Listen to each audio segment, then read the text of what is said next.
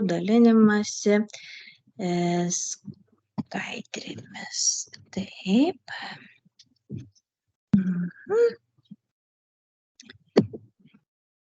Taip, turėtumėt viską gerai matyti. Ir matome šios dienos mūsų temą. Tęsėme emocijų pažinimo tokį kaip ir paskaitų ciklą. Tarp kitko dabar bus toks ir paskutinis mano paskaitos paskaita užsiėmimas. Toliau jau kolegos pratęs. Tai aptarėme anksčiau bendrai apie emocijas, su kuo tai valgoma, kaip čia kas, kalbėjom apie pyktį, kalbėjom apie liūdesį, ar tai depresiją bandėm atskirti, o ir šiandien tyrinėsime nerimo temą. Pavadinimas toks nerimas, ar čia baimė, norėtųsi ir sakyti, kad kalbėsim ir apie nerimą, ir apie baimę, tai pasinerkime į tai. Aišku, temos gali būti sunkios, gali kelti nerimą, stebėkim savo kūną, kaip jaučiamės besiklausydami, jeigu norisi, galima atsitraukti, vėl sugrįžti, bet vėlgi, dėl ko čia psichologai mėgsta visokias tokias sunkias temas, nes tikslas yra kaip tik kuo geriau pažinti save, savo emocinį pasaulį ir taip savo padėti su tuo nerimu ir kaip čia būti, ar kovoti, ar ką čia su juo daryti, panagrinėsim. Taigi, tai tas tradicinis klausimas, kuogi čia skiriasi tos sąvokos, nerimas nuo baimės, nes tai yra labai panašu, tai kaip galėtume atsakyti. Tai nerimas yra daugiau pavojaus laukimas. Dar kai kas sako, kad nerimas yra toksai abstraktus, kaip ir nežinomas, toks kaip ir be konkretaus objekto. Ypač, kai įsivaizduokime nerimas apie ateitį, mes net neįsivaizduojame, kas laukia toje ateityje. Aišku, tai nerimo metu mes ir prisifantazuojam tos galimus scenarius, apie tai dar kitose skaidrėse bus. Bet toks vienas iš tokių skirtumų, kad nerimas yra abstraktesnė tokia emocija. Tuo tarpu baimė jau yra tokia ryškesnė emocija, konkreti, kuri kyla esant pavojui arba grėsmei, kad turime konkretų objektą, aiškiai ir paprastai laikoma tokia stipresnė emocija, kaip dar irgi kalbėjom, kad yra tos bazinės emocijos, kurios pastebimos visose kultūrose skirtingose ir gyvūnų pasaulyje, kad ta baimė viena iš tokių irgi bazinių yra emocijų. O nerimas jau galime laikyti tokiu labiau netgi ne visai emocija, o persipinusiu procesu su mąstymu, labiau ar ne apie pavojaus laukimą. Kai baimė tuo tarpu jau yra pavojus čia ir dabar, nerimas kažkoks yra tas ateities aspektas. Taip, ir vėlgi tradiciškai aš mėgstu skalytes įvairias pasitestuoti, pasidaryti, tai tada kviečiu visus pasiimti arba telefonus, arba tušinukus, pieštuką ir lapelį popieriaus. Ir šitas testas toks trumpesnis bus, vadinasi generalizuoto nerimo sutrikimo skalė. Aišku, irgi neįsigaskim tų pavadinimų, mes čia neketinam nieko savo diagnozuoti, palikim tai ne specialistams, jeigu kreipsimės. Daugiau čia toksai pasitikrinimas, laisvai yra prieinama ta skalė, tai todėl ją parinkau tiesiog pasižiūrėti, kaip čia mes dabar esam kokioj situacijoj su tuo nerimu, kiek mums aktuali ta tema. Generalizuotas tai reiškia, visa toks apimantis nerimas, tai labiausiai, kai kalbam apie tiesiog nerimą, jeigu imtume iš tų diagnozių katalogo, tai artimiausias būtų toks generalizuotų nerimo sutrikimas, kaip sakytume. Taigi, čia turime 7 teiginius ir juos vertinsim nuo 0 iki 3, kur 0 reiškia, kad visai nekamavo tas teiginys, ką jis sako, ar ne. Vienetas būtų keletą dienų, dvejetas daugiau nei pusę iš visų dienų, trejetas beveik kiekvieną dieną. Matome, vertinimas remiasi dažniu ir skaitom kiekvieną teiginį ir rašomės iškart spontaniškai kylantį skaičių ir vėliau mes susumuosime tos skaičius, pasižiūrėsim, kas ten gaunasi. Tiksliau kiekvienas savarankiškai savo. Taigi, Pirmas teiginys – nervingumas, nerimastingumas ar didelė įtampa. Kaip per 2 pastarąsias savaitės kamavo šita problema? Pažymim sau. Toliau negalėjimas sustabdyti nerimo ar jo kontroliuoti. Toliau 3 būtų per didelis nerimavimas dėl įvairių dalykų. Matot, tokie panašus teiginiai. Tada būtų sunkumas atsipalaiduoti. 5 buvimas tokiam arba tokiai neramiai, kad net sunku ramiai pasėdėti. Toks nenustygimas vietoj. 6 būtų greitas susierzinimas ar dirglumas. Ir 7 baimė, tarsi galėtų nutikti kažkas baisaus. Aišku, čia jau taip labai suplakta į nerimą. Ne? Bet turbūt šito teiginiu norėtų apimti ir baimės tą jausmą, tokį kaip ir stipresnį emocinį krūvį turi tą baimę, jeigu imtume kontinuume, nerimas taip skamba silpniau nei baimė. Taigi, susumuojam šitų 7 teiginių sumą, ką užrašėm, ką įvertinom, ir judam link interpretacijos. Kas čiagi gaunasi? Taigi, rezultatai. Jeigu surinkom nuo 0 iki 4, tai tikrai sveikas nerimo lygis, galim sakyti, visiškai atsipalaidavę esam, tas nerimas mums čia visiškai neaktualu. Šitas įvertis gan retas būna, nes šiaip nerimas yra tokia mūsų tikrai dažna emocija, kurią mes išgyvenam.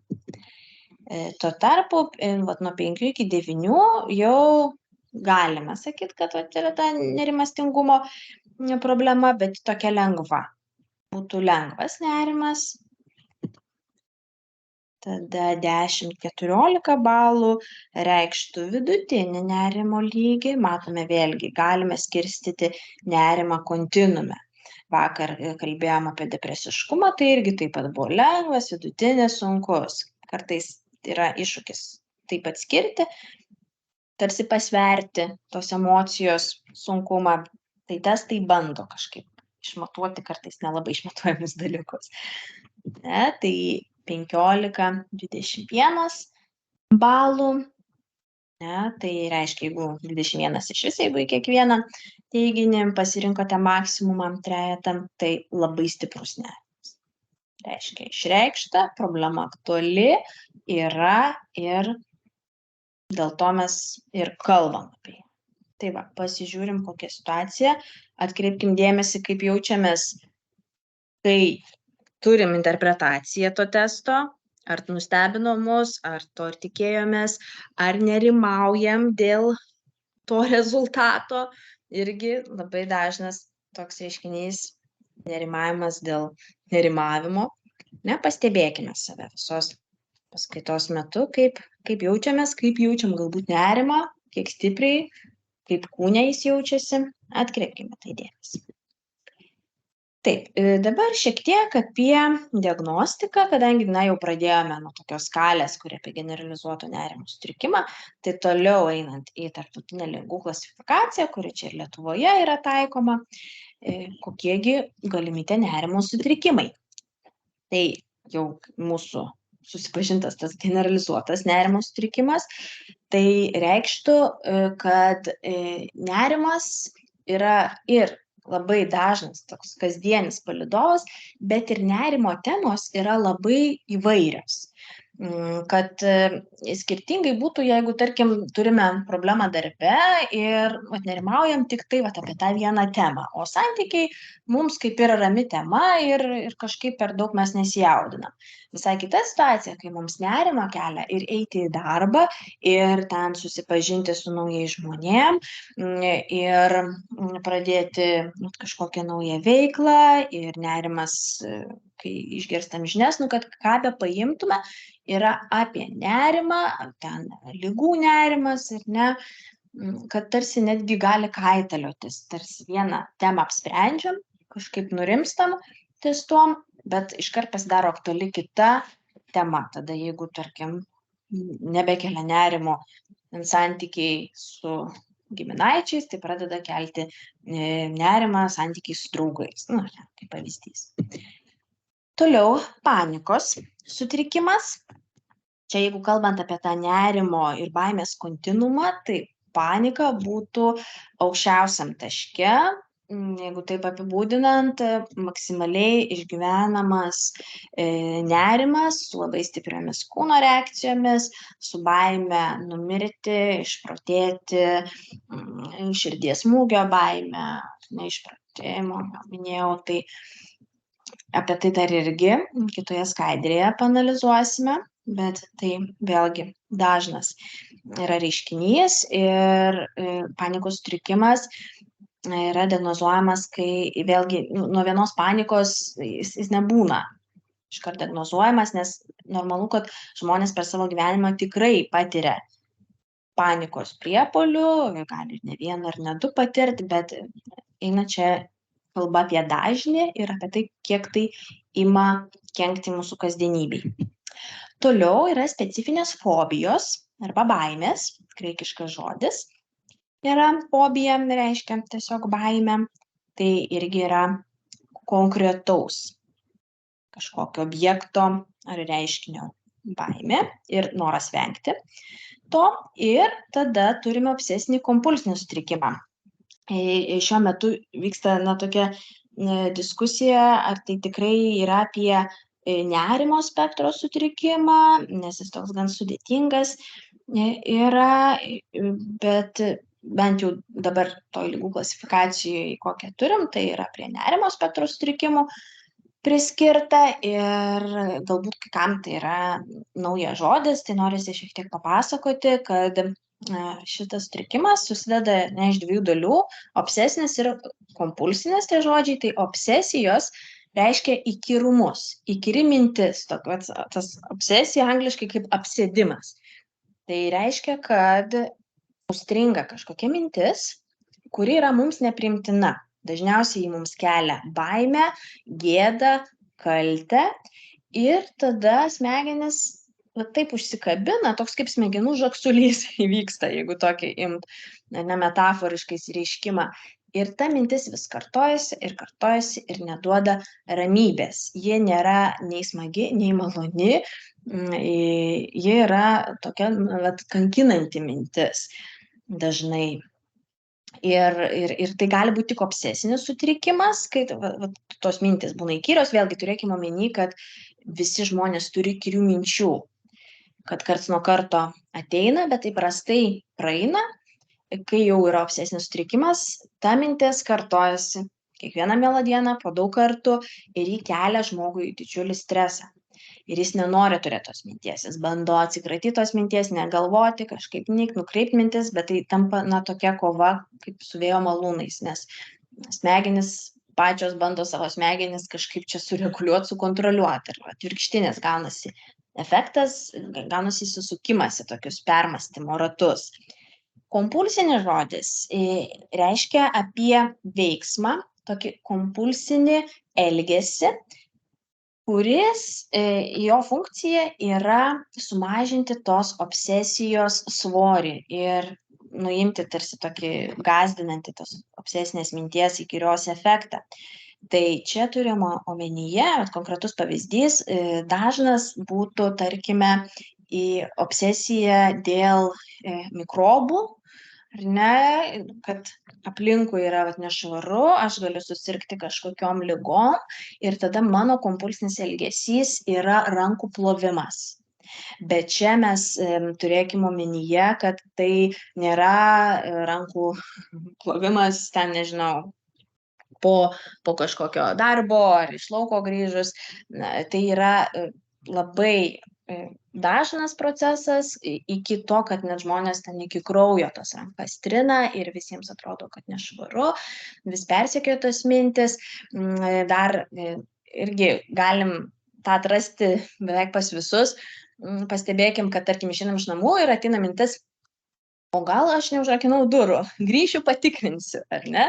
Tai jeigu taip mums retkarčiais nutinka, tai viskas čia tvarko, ir tai yra normalu, arba ten užrakinau automobilį. Bet žmonės, kuriems būtent būdingas šitas sutrikimas, jie vis grįžta ir dar kartą turi ar ne vis tikrinti, nepasitiki savimi, gal užmiršo, gal kažką ne taip padarė, ar kartais tai tampa tokiais ritualais, ten, kad pavyzdžiui, turiu grįžti į kambarį, pasižiūrėti veidrodį, sumirksėti 3 kartus, arba mano šeimai kažkas nutiks blogo. Ar ne, tai tampa netgi tokių kaip prietarų, galime taip interpretuoti, bet tai yra labai kankinanti žmogų tokia veikla, nes jis suvokia racionaliai, kad tai yra nesusiję dalykai, kad tai neturi kažkokių pasiekmių tiesioginių, kad aš ten paimsiu ir pažiūrėsiu veidrodį ir nežiūrėsiu. Bet nerimas yra toks stiprus, kad žmogus jaučiasi, kad tiesiog kompulsija įvyksta vos ne savaime, kad jis nelabai begali sukontroliuoti to viso elgesio. Panašiai kaip būna su tikrais nerviniais, ar ne? Tai štai toks yra sutrikimas susijęs su įkyriom mintim ir su elgesiais, bandymais kažkaip tą mintį sumažinti, ar ne, kažkaip ją nujautrinti, bet tas elgesys dažniausiai tik tai trukdo ir niekaip nėra susijęs su savęs nuraminimu, o kaip tik jisai tą uždarą ratą tokį ir kultivuoja. Apie tai vėlgi prasiplėsim kitose skaidrėse. Toliau potrauminis streso sutrikimas. Angliškai būtų tas PTSD, tai čia jau yra frazė aiški apie traumą. Trauminis įvykis tai yra labai stiprus patirtas stresas, kada kilo grėsmė mūsų gyvybei arba pasikėsinimas į mūsų kūno sveikatą, tai čia turime ar ne visą spektrą seksualinių traumų, fizinių smurtų patyrimų, nebuvimą arti mirties slenksčio, kad įvairios avarijos arba gamtinės katastrofos, ar žmogaus sukeltos visokios nelaimės, ar ne karo be abejo patyrimai, bet trauma gali sukelti nebūtinai, kad pats žmogus patyrė tą siaubingą įvykį, bet jis galėjo būti stebėtojas to, ne, arba netgi tiesiog sužinoti naujienas, nes mūsų tiesiog nervų sistema kiekvieno skiriasi pagal jautrumą ir, pavyzdžiui, daug kas patyrė tokius stiprius to potrauminio streso sutrikimo simptomus, vien sužinoję apie karą, kuris vyksta Ukrainoje. Nors tiesiogiai čia pas mus tas nevyksta, bet vien ta informacija, vien tos žinios, labai pradėjo stipriai kenkti žmonėm. Ir šito potrauminio streso sutrikimo, kokie tie dažniausi simptomai, tai yra tokie, vadinasi, intrusyvūs, kur panašiai kaip ar ne su obsesinė mintim, kad ateina kažkokia nemaloni mintis, ar gali būti žodžiais, gali būti vaizdiniais, tai su potrauminio streso sutrikimu dažniausiai atminties toks vadinamas flashbackas, kuris ateina visiškai nekontroliuojamai, ne laiku, ne vietoj ir visas kūnas, visas organizmas priima tą atsiminimą, tarsi tas vyktų čia ir dabar.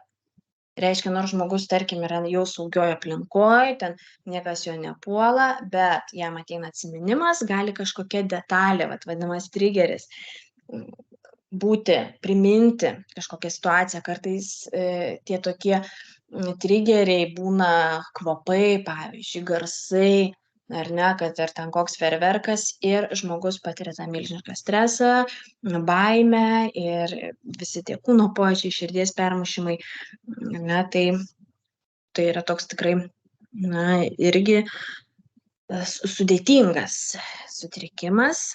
Aišku, laimė yra visokių pagalbos būdų jam, kaip, pavyzdžiui, akių judesių nujautrinimo terapija, kad padėti žmogui perdirbti tas traumas.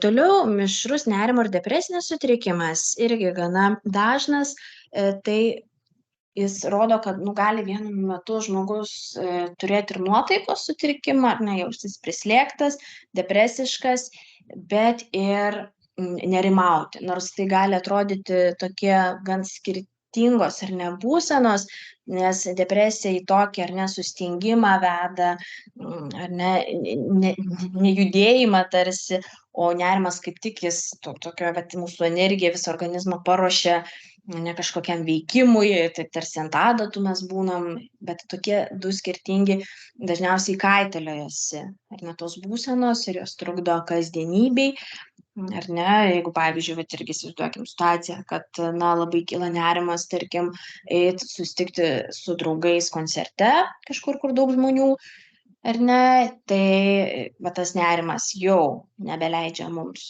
sudalyvauti mėgstamoj veikloj, socializuotis ir mūsų tos pasekmės, kad mes judam į depresiją, nes mes liūdim, pergyvenam, kad na prarandam draugus, prarandam tokias gyvenimo spalvas, tai taip irgi labai susiję.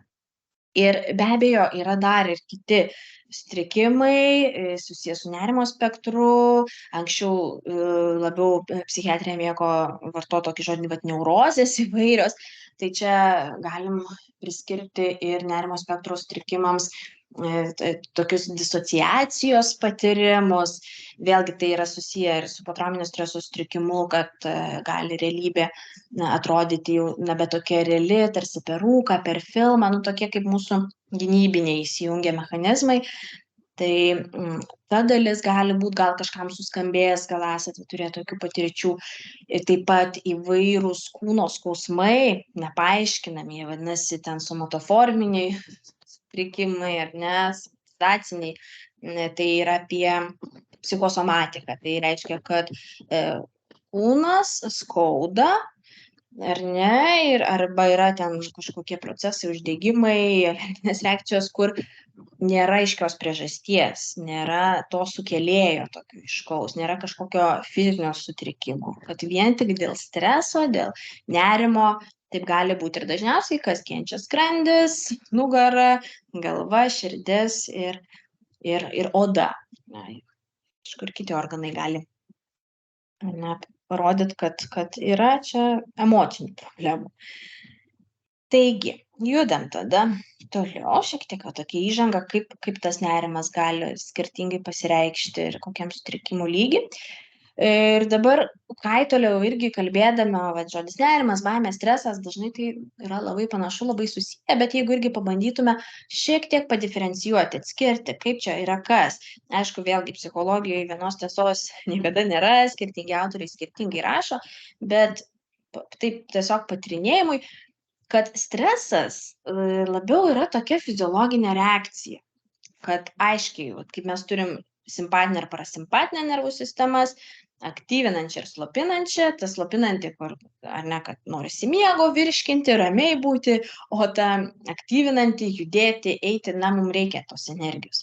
Tai stresas labiausiai, ar ne, mobilizuoja organizmą ir kam mobilizuoja, to pasakysiu. Tuo tarpu baimė, tai tokia jau labiausiai grina, tiesiog natūrali emocija, kuri, na, pas visus žmonės. Aišku, gal yra žmonių, kurie mažiau tos baimės jaučia, nebūtinai tai yra gerai, bet tai yra tokia pati natūraliausia, mums labai adaptyvi emocija, nes jeigu mes būtume visiškai bebaimiai, tarkim, eitume gatve, mums nerūpėtų, ar važiuoja mašina ar ne, tai čia viena iš tokių labiausiai saugančių mūsų yra organizmo emocija. Ir nerimas, va čia, kaip mes irgi kalbėjom, galima tai žvelgti kaip silpnesnės formos baimę arba labiau tokią ateities kažkokias projekcijas, ką mes numatom, bet pavyzdžiui, pagal kognityvinę elgesio teoriją, tai netgi gal būtų mąstymo kažkokie procesai, labiau tos automatinės mintis, kurios vėliau sukelia tas jau baimės emocijas. Ne, kad labiau per tai. Aha, dabar, kadangi jau pradėjau apie kognityvinės elgesio terapijos ar teorijos modelį, tai kiekvienoje mano paskaitoje šitas ratukas, kas mato jį pirmą kartą, tai jis padeda paaiškinti, kad kiekvieną reiškinį mes taip galim suskirstyti ir kiekvienas mūsų patiriamas įvykis, jisai turi šias dalis. Na, įvykis būtų labiau kažkas, kas vyksta išorėje, o čia tai, kas mūsų viduje, mūsų mintis, mūsų jausmai, mūsų elgesys, na, tas matosi jau ir išorėje, ir kūno pojūčiai. Ir šitie visi reiškiniai tarpusavyje susiję. Ir keto pagrindinė idėja yra ta, kad keičiant vieną iš šitų burbuliukų, gali keistis visi kiti. Tai tiesiogiai jausmų mes taip imti ir keisti negalim, nu jau kyla tas jausmas, jis kyla, ar ne? Negalim savo sakyti, kad ten tu nemylėk kažko, arba kaip tik pamilk kažką, ar ne? Tai jausmai tiesiog atsiranda, tai yra tokios mūsų senesnės netgi smegenys, galim taip pasakyti. Ir klausimas yra, ką mes jau darom su tais jausmais, ar ne? Koks mūsų elgesys. Kaip mes mąstom, mintis irgi jos ateina automatiškai, kažkaip nevalingai. Bet kognityvinė ir labai akcentuoja, kad mes galim keisti savo mintis, galim ieškoti tiesiog pagalbos, bandydami kažkaip kvestionuoti tas kylančias mintis. Ir kai mes tas mintis keisim, keisis ir mūsų jausmai. Tokia yra keto žinutė. Ir be abejo, kūno pojūčiai yra labai svarbi dalis, kur irgi juos keičiant natūralu, kad mūsų jausmai keisis, mūsų mintis ir elgesys. Tai kaip tai konkrečiai atrodo, jeigu imam būtent nerimo modelį, tai mes turime nerimą skatinančias mintis. Kaip ir kalbėjom, tos mintis apie ateitį, kas bus toje ateityje blogai, kas manęs laukia, galbūt kažkokia bausmė, ar net tokios bausmės įsivaizdavimas.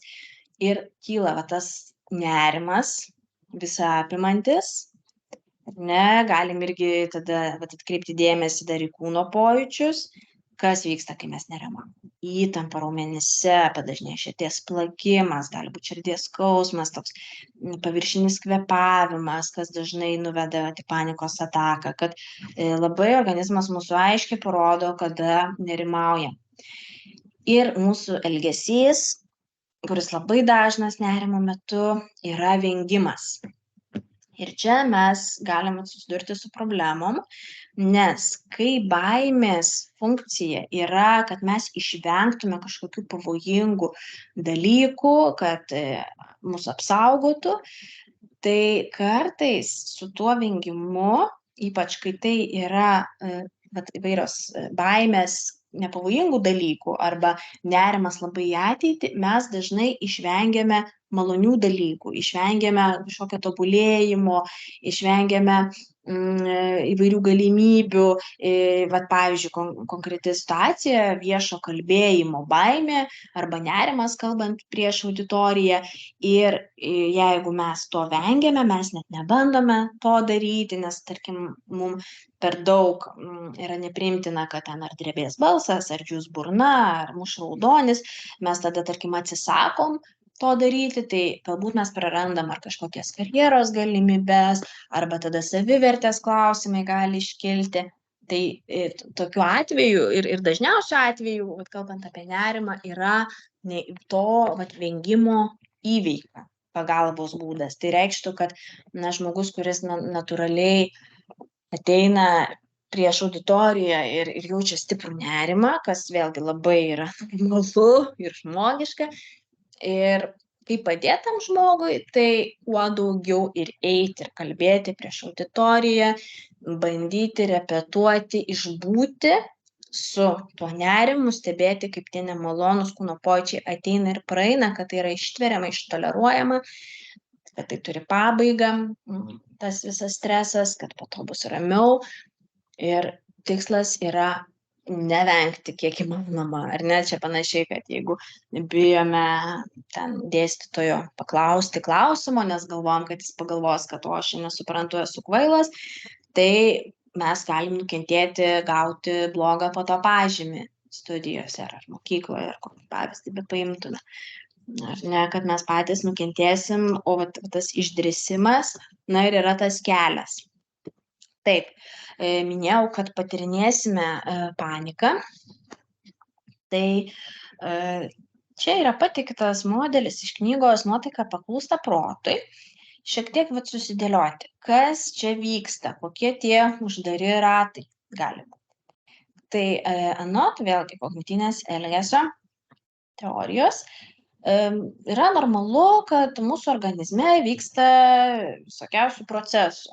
Iki galo gali būti ir neaišku tų procesų nei kilmė, nei reikšmė, nei funkcija, nei dėl ko kažkas kyla, ar kaip mintis, ateina visokiausios, tūkstančiai minčių per dieną. Tai taip ir organizme, kažkoks įvyksta širdies permušimas. Arba gali ten gal įsivaizduokim būti oro sąlygos, kaip dabar labai karšta, ar ten imti gal šiek tiek ir to deguonies gal mažiau būna kažkur, tarkim, lifte kokiam ankštam, nutinka dalykai, ne? Tai va tas nutikimas, kad smarkiau, pavyzdžiui, ima plakt širdis. Ir čia visa esmė pagal Ketą, kad įvyksta mūsų tada interpretacija to tokio nukreipimo nuo normos, to tokio organizmo kažkokio siurprizo, kad staiga širdis ar neturėtų ritmiškai visą laiką vienodai plakti, o va čia kažkaip paima ir pradėjo dažniau plakti, nei iš šio, nei iš to, tarsi. Ir tada čia esminis momentas, mūsų interpretacija, kad mums ateina mintis, automatinė neigiama mintis, prasidės širdies priepuolis, tuoj numirsiu. Natūralu, kad šita mintis savyje turi tokį svorį, kad mes imame dar daugiau bijoti ir kai mes bijom, jaučiam stresą, prasideda kas? Tas toks negilus kvėpavimas, paviršinis, tada iš tiesų mažiau to deguonies tenka širdžiai ir smegenims. Natūralu, kad dar labiau padažnėja širdies plakimas, nes reikia varinėti kraują stipriau, kad iš to kraujo deguonį ir pasiemam. Tai ką? Tada tikrai pasitvirtina ta hipotezė, ta prielaida, kad jo, vadinasi, man tikrai širdis priepuolis, mirsiu. Ar ne baisiausias dalykas, kas gali nutikti, pagalvoju. Ir dar labiau sustiprėja fiziniai pojūčiai. Ir ką mes turim? Paniką. Turim panikos ataką. Ir ką tada žmonės dažnai daro? Skambina į greitai, nes tikrai širdis priepuolis. Greitoji atvažiuoja, patikrina, viskas gerai. Išvažiuoja, duoda raminamųjų. Ir čia tada yra, pagrindinis, jeigu įsivaizduokime, ateina žmogus kreipiasi pagalbos dėl panikos priepuolių, tai iškart svarbu iš tiesų išsitirti širdį, ar nėra kokių kardiologinių sutrikimų, bet jeigu jų nėra, tai yra apie emociją, apie nerimą, kad jis būna toks stiprus, bet čia yra pagalba, esant panikos priepuoliams, išbūti tą labai nemalonų jausmą, visus tos kūno pojūčius ir stebėti, kad tai nurimsta. Panikos priepuolis nesitęsia amžinai, jisai praeina. Ir kaip išbūti, ar ne? Kaip nukreipti dėmesį. Čia jau prasideda įvairios technikos, kvėpavimo technikos, pavyzdžiui, ar dėmesio nukreipimo technikos. Nes vengimas to daryti, vengimas jausmo. Tada būtų ir yra, kad važiuoju į ligoninę, kažką darykit su manim, ar geriu vaistus, kad nuimtų tą jausmą, ar ne? Tai tas panikos priepuolių gydymas toks irgi yra skausmingas iššūkių keliantis procesas, nes tikslas yra išbūti tuos visus nemalonius jausmus. Taip, kalbam ar ne apie kūno pojūčius, kurie ryškiausiai būna esant panikos priepuoliui arba stresui, dar irgi neužmirškime to burbuliuko apie mintis. Tai kalbėjom ir praeitą kartą, kokios mąstymo klaidos būna būdingos depresiškumui, kas negirdėjo. Tai vėlgi kognityvinės elgesio teorijos vienas iš tokių postulatų yra apie mąstymo klaidas, kad mes visi darome tas mąstymo klaidas, nes įpratę esam mąstyti tam tikrais mąstymo modeliais, kurie veikia galbūt daugumoje situacijų, bet tai nereiškia, kad visose veiks. Bet mes vis tiek automatiškai, renkamės tarsi lengviausią sprendimą mūsų smegenis. Įsivaizduokim, kad turim kažkokį mėgstamą kelią ir visą laiką tuo keliu mes einame ir važinėjam. O kai jau reikia važiuoti kitais keliais, jau gal šiek tiek mums jau būna nelabai patogu. Tai taip ir su mąstymu, kad turim kažkokias tokias tendencijas ir kad mums kyla automatinės mintis ir kurios dažnai būna nutolusios nuo realybės. Ar ne?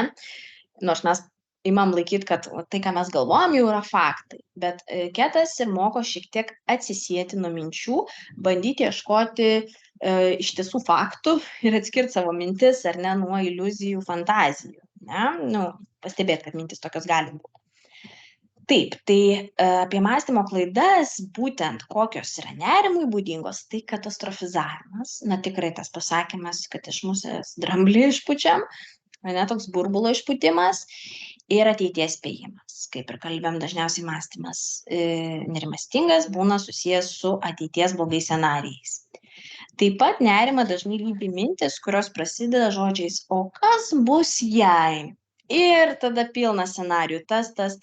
Tarsi taip mūsų smegenys bando mus paruošti įvairiems galimiems variantams, kad ten mes būtume ar nepasiruošę, kad mums taip nebūtų jau baisu, kai tai bus. Bet atkreipkim dėmesį, kiek dažnai tie scenarijai neišsipildo, kad mes tiek prisifantazuojam, prisigalvojam, tiek mums atima tai laiko, resursų, jėgų, nuotaiką gadina, o realybė būna visai kita, nes, na, neįmanoma mūsų vienai psichikai nuspėti visų kintamųjų ir reikia kitų žmonių psichikos ir mes, na, nesam orakulai, pranašai, mes negalime atspėti, kas bus ateityje, o spėliojam, nes norim turėti kontrolės ir aiškumo. Tai vat nuo to ir prasideda mūsų nerimas.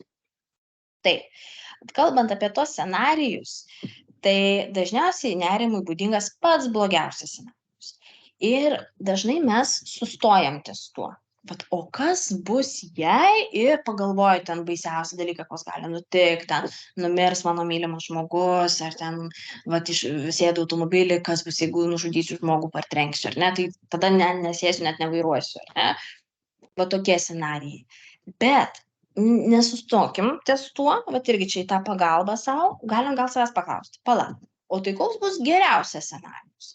Jeigu aš fantazuoju apie blogiausią, irgi taip galim save vadinti, čia mano fantazija, ar ne, čia mano spėjimas. Tai gal aš galiu pafantazuoti apie geriausią scenarijų, kad o tai gal aš važiuosiu mašina, mane sustabdys policininkas ir ten, nežinau, duos man 1000 eurų čekį, koks aš puikus vairuotojas. Na, irgi nelabai realus gal scenarijus, bet gali atsverti, ar ne, kartais gal ir humoro toks įvedimas va tą blogiausią scenarijų, kuriuo mes įtikėjome. Nors tai yra tik spėjimas. Ir tada jau galim pasižiūrėti tą realistiškiausią scenarijų, ar ne, kad, nu jo, aš važiuosiu automobiliu, taip, ten bus man streso, bet stebėsiu visas perėjas ir laikausi kelių eismo taisyklių, ar ne, nekritauju, tai ir gal ir nieko aš ir nepartrenksiu. Ar ne, visaip gali būti, bet gali ir nebūti, ar ne, ta tokia, kad tai tik fantazija. Galim gal net kartais sujungti miksą blogiausio ir geriausio scenarijaus į tą realistišką. Toliau judant apie minčių keitimą, ką šiek tiek minėjau, ką sako Ketas, aišku, jau dėl laiko stokos labai daug nenagrinėsim, bet galim pasiieškoti tiek ar internete, ar ta rekomenduojama dažnai mano knyga Davido Burnso Geros nuotaikos vadovas, yra vienas iš įrankių minčių registravimo lapas. Ir jo yra principas įvardinti situaciją, kurioje kilo nerimas. Galim net pabandyti procentais įsivardinti. Ir aiškiai užsirašyti, kokios man kilo mintis. Pavyzdžiui, esu lėktuve, baimė 98%, mintis iš lėktuvo nepabėgsiu, pagalbos negausiu, man širdies priepuolis, tuoj mirsiu. Nu tai tokios mintis jau žinom, veda į paniką. Bet kaip mes galime savo padėti? Čia vyksta toks detektyvinis darbas, kad mes ieškom tai minčiai patvirtinančių argumentų, iš realybės, iš faktų, kas rodo, kad taip yra. Tai tie kūno pojūčiai, širdis smarkiai plaka, prakaituoju, tai infarktui būdingi simptomai. Bet ieškom tada paneigiančių argumentų, kas paprieštarautų, ne? Tai dažnai infarkto būna simptomai kitokie, ne? Dar galim atsiminti, kad lankėmės pas gydytojus, pasakė, kad viskas gerai su mano širdimi, širdis sveika, širdis yra raumuo dirba, natūralu, kad mes jaučiam, kaip jį ten plaka. Ir tai yra tipiškas nerimo ženklas. Na ir tada ieškoma tokių subalansuotų minčių, nes nerealu, kad mąstysime vien tik pozityviai, kai mums kyla nerimas. Ta subalansuota mintis, ji gali būti tokia, kad taip, man smarkiai plaka širdis, taip, man kyla visokių minčių, bet aš žinau, kad aš ten linkęs į paniką, į nerimą kad darau tų mąstymo klaidų, katastrofizuoju ir stebiu, ar tai, kad aš pagalvojau, va čia man dabar bus infarktas, ar jis nutiko. Na, ne, ar ne? Tai yra tik mintis, tik fantazija. Tai va, bandom analizuoti, dėliotis, pliusus, minusus, pažvelgti tą mintį iš šalies. Tada grįžtant ar ne prie tos jausminės dalies, to jausminio burbuliuko, ką jau ir minėjau, baimė padeda apsisaugoti nuo tykančių pavojų ir jinai mums padeda mobilizuoti tas gynybinės reakcijas, pavyzdžiui, tas klyksmas dažnas baimė. Tai yra informacijos perdavimas aplinkiniams, kad yra pavojus, ateikit man padėkit, ar ne, tai užtikrina mūsų išlikimą. Ir turėkime omeny, kam mobilizuoja, ar ne? 3 streso F raidės, fight, flight, freeze, kovoti, pabėgti, sustingti. Dar kai kas įskiria feint, nuolipti, jau visai nepakeliamose situacijose, bet čia ir yra mūsų organizmo reakcijos. Ar mes pajėgus kovoti, susidoroti su situacija, tarkim, kažkoks užpuolikas ir mes ten žinom, kad esam ten kovų menų meistrai ir galime tikrai apsiginti, ar geriau mes jau pabėgsim, kažkur pasislėpsim. Ir sustingimo reakcijos jos irgi gali būti adaptyvios, nebereikalo gamtoj, kai kurie gyvūnai apsimeta mirusiais, kad jų nesuėstų. Ne? Aišku, kartais tai mums gali pakenkti, bet čia yra automatinės mūsų stresinės reakcijos, mes kartais jų net ir rinktis negalime. Ne? Iš kitos pusės pažiūrėjus, galbūt baimės jausmas, nes mes čia taip sakom, problema, kaip čia spręsti, bet galbūt tai gali būti ir malonu, nes jeigu baimės jausmas būtų visiškai nemalonus ir vengtinas, tai neegzistuotų nei siaubo filmai, nei atrakcionų, vandens parkai, nei įvairios ten lenktynės, šuoliai parašiutų, ar ne, nei, iš principo visi ekstremalūs sportai. Tai žmonės tiesiog yra vedami adrenalino, vyksta net visi procesai smegenyse, taip pat ir palengvėjimo jausmo, ar net euforijos jausmo, tai baimiai praėjus. Matau, kad jau kaip ir 45, tai šiek tiek palaikysiu, nes užsivedžiau apie baimę nerimą, tai baigsim bent jau be 10, ar ne? Tai tada, viena dalis tų baimių, kad tai gali kelti kažkokius malonius šiurpuliukus, kita dalis, kada baimė ima trukdyti, kai atsiranda specifinės fobijos. Ir čia irgi galim pervėl sąrašiuką, savęs pasiklausti, ar žinom, ką kiekviena fobija reiškia. Ar ne, ypač ta 7, tokia sudėtinga, heksafobija. Ar ne, gal kai kurios labiau girdėtos, arba tiem tarptautiniai žodžiai, bet tai galim persižvalgyti, ar ne, pasibandyti, pasižiūrėti, savęs pasiklausti, ką čia kiekvienas tas reiškia žodis, ar žinom, ir pažiūrim, kokie atsakymai.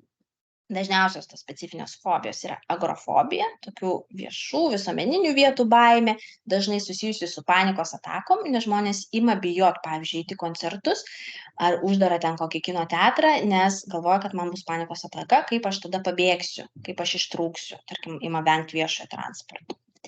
Sociofobija dažniausiai yra nepažįstamų žmonių baimė, to bendravimo, atmaina gali būti viešo kalbėjimo baimė, aerofobija, lėktuvų baimė, cinofobija, šunų baimė, iš principo kiekvieno gyvūno gali būti, ar ne, baimė, dažna baimė kito gyvūno, būtent voro, arachnofobija, akrofobija, aukščio baimė, vėlgi mums labai adaptyvi ir reikalinga baimė, bet kartais ima trukdyti.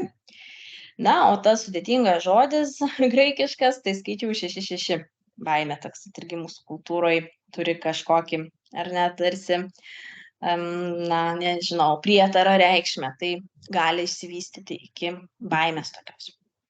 Ir norisi apibendrinti ir apie tą vengimą, kaip vyksta uždaras baimės ratas, kad ateina mintis, lifte aš galiu strikti ir tai bus pavojinga gyvybei, niekas man nepadės, niekas neišgelbės, kyla stiprus baimės jausmas. Ką aš darau? Vengiu lifto, nekylu, lipu laiptais, kad būtų ramu. Vadinasi, aš nesusiduriu su savo to baimės objektu. Ir kas tada man būna? Palengvėjimas. Aš išvengiau lifto, ramu, tą darysiu ir toliau, vengsiu liftų. Ir taip ir suksis tas baimės ratas. Tai čia turiu tą pavyzdį, kad tai tampa tokia save palaikanti baimė. Ir toks anekdotas, kad, va, pavyzdžiui, žmogus bijojo vampyrų, todėl kiekvieną dieną valgydavo česnakus, nes tikėjo, kad jie atbaido vampyrus. Atėjęs jo kaimynas jam sako, kodėl tu kasdien valgai česnakus, juk nėra jokių vampyrų. Na, jis sako, todėl jų ir nėra, nes valgau česnakus. Ar ne? Tai tam, kad tas žmogus įveiktų savo vampyrų fobiją, tai jisai turi atsisakyti tų česnako valgymų. Kitas, dar toksai labiau mokslinis, ar ne, fobijų būtų pavyzdys, tai palaipsnis nujautrinimas, ar ne, ir ką daro kognityvinės elgesio terapijos psichoterapeutai. Va, tarkim, turim tą voro fobiją, tai pradedam mažai žingsniukais palaipsniui. Tai, ar ne, tai pavyzdžiui, pradedam žiūrėti į voro paveiksliuką, toliau žiūrim jau, kur voras judėtų, vorų video, netgi galim, ar ne, taip ir darom, kad toks susidūrimas su tą baimę keliančiu objektu, kad, pavyzdžiui, žiūrime į vorą stiklainyje, į tokį uždarytą, jau nepavojingą, po truputį imam liesti tą stiklainį ir jau finale galim netgi kišti pirštą į stiklainį su voru ir iki to, kad paliesti jau galėsime, ar ne, tas toks vyksta tokia ta visa terapinė procedūra per ilgą laiką, tas nusijautrinimas įvyksta. Taigi, ir dabar jau judant į pabaigą, norisi pasakyti, kad vienu metu mūsų organizmas negali būti ir įsitempęs, ir atsipalaidavęs. Todėl nerimo priešingybė yra ramybė. Todėl visos, galim sakyti, tos technikos, jos yra nukreiptos į tą ramybės kūrimą, kuri būtų kaip atsvara nerimui, ar ne? Tai gali būti ar medituojant, ar įvairius mokantis relaksacijos kvėpavimo pratimus, ar dėmesingai įsisąmoninimą taikant, mindfulness, galim paieškoti įvairių programų. Ne, kai kam religinės įvairios dvasinės praktikos gali padėti. Tas toks vidinis dialogas, kaip mes kalbam su savim, kaip mes save raminam. Galbūt mums kiti žmonės gali mus nuraminti ir padėti. Ir ne, ar gyvūnai, ar renkamės kokią mūsų saugią vietą, buvimas gamtoje, taip pat įvairios galbūt muzikos raminančios, meną kokį, ar nerinktis galiausiai spa procedūros, va tie kūno pojūčiai būtų.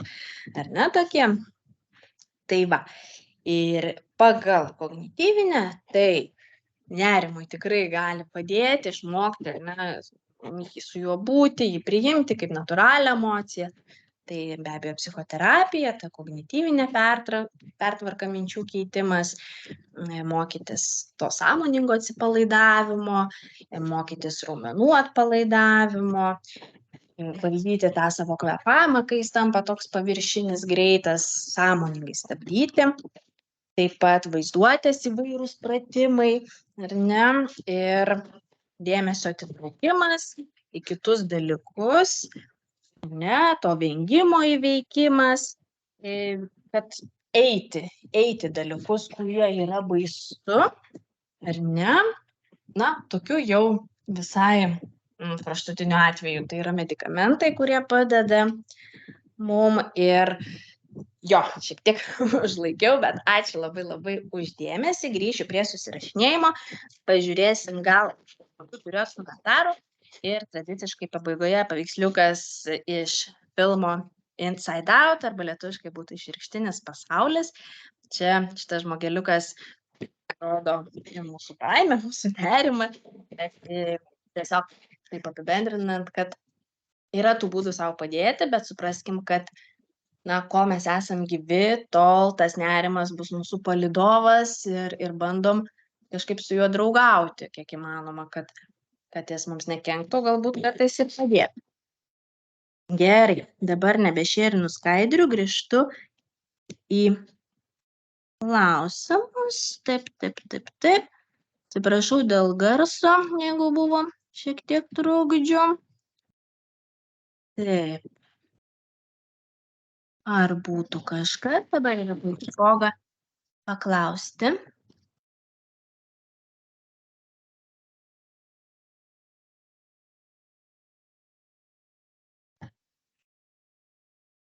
Aha, dėkoju labai, kad klausėtės. Ačiū Jums. Ar turėtume dar kažkokių minčių? Nes jeigu ne, tai ir užbaiginėsim tada.